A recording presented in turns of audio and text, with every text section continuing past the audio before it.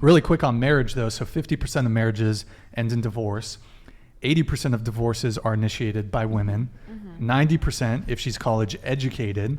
90% of child support payments go from men to women. 97% of alimony payments go from men to women. Thus, it's an L for, as a dude, just statistically speaking, look at the data, look at the stats, like it's not good for men. So my thing is, you never sign a contract with someone who is rewarded for breaking it. And women in today's day and age, if the guy's the breadwinner, they are rewarded by breaking the marriage contract. See, if you look at the vows of marriage, what do they say? They say, till death do us part.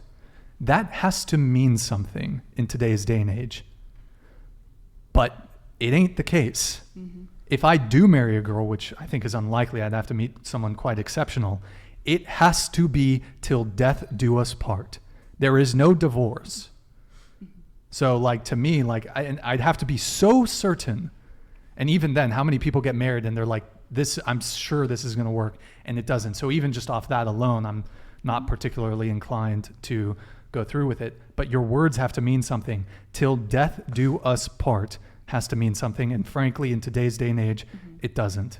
How can I grab more water? Is that okay? Yeah, Eric, if you can grab her a little water, por favor.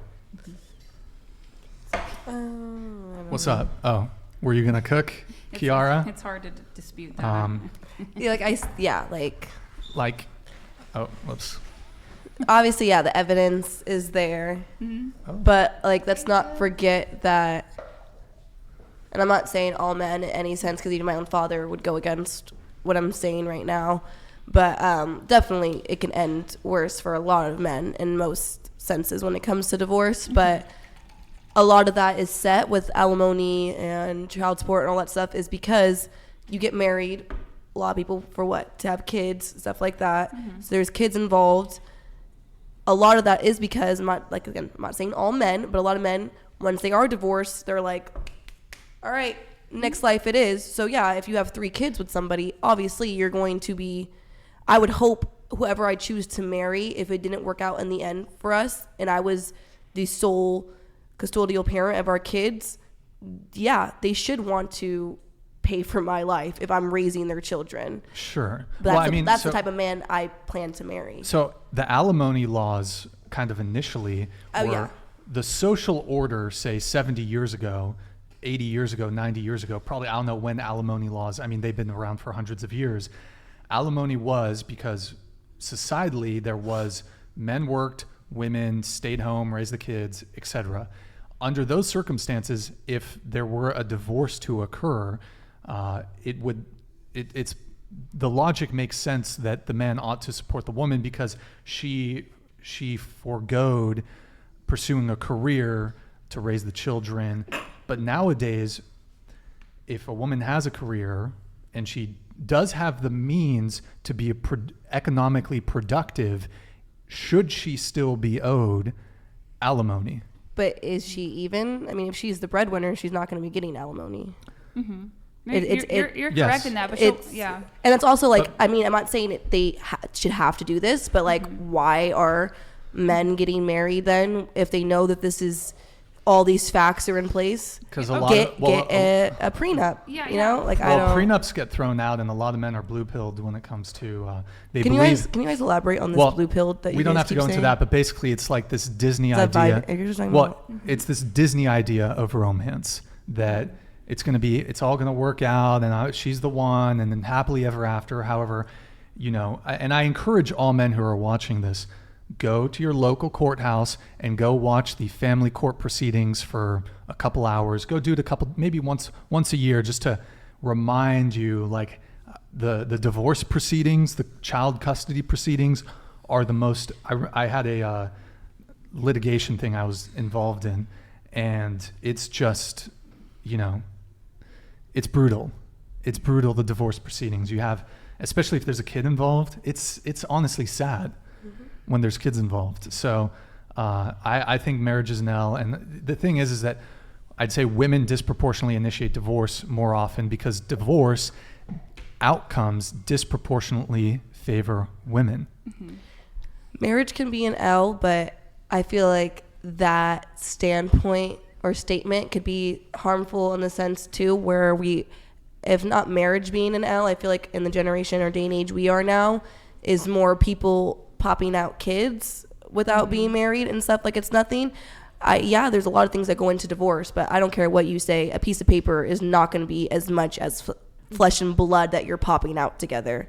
So I don't know if it's a correlation between people being like, okay, I'm pregnant, let's get married, or, oh, I want to have kids, so let's get married because I want to do this the right way and not be judged. And then everyone's getting divorced 2 years later. Or people also nowadays, people think that having a child is going to save the relationship, which I would say is quite opposite. I've only seen people struggle more after a child is introduced.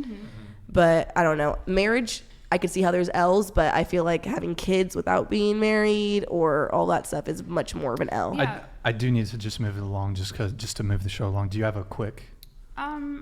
So everyone on this panel, well, I don't think anyone said they didn't want to be married besides Brian. I don't really have you a lot of said, you said you don't have a preference, Yeah. right? Yeah.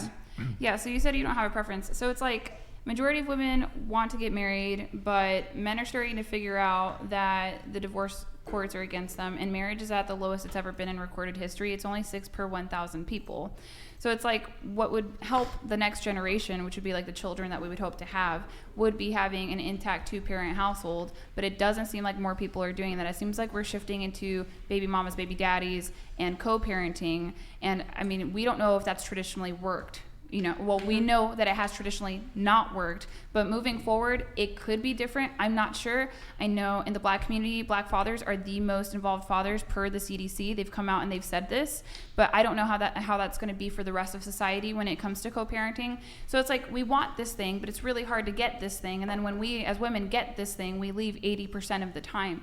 And that's a reference range. It's 65 to 90, but that just means that women majority of the time file for divorce. There's reasons for that. I just think that we often pretend like the family courts have nothing to do with it when you're more likely to get the alimony and the child support. Now, child support women are gonna get it more because of custody, right? Women get awarded custody more. You're right about alimony, right? That comes down to an income difference. But it's like we're defaulting it to the woman, you know what I mean? So we want this thing marriage, but we're not doing it well as women, and we're not requiring it for sexual access either. So that's pretty much the whole kit and caboodle on that.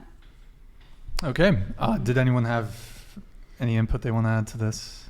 I agree. I'm ready for a new topic. Yeah. Yeah, we could. Yeah. Let's do something new and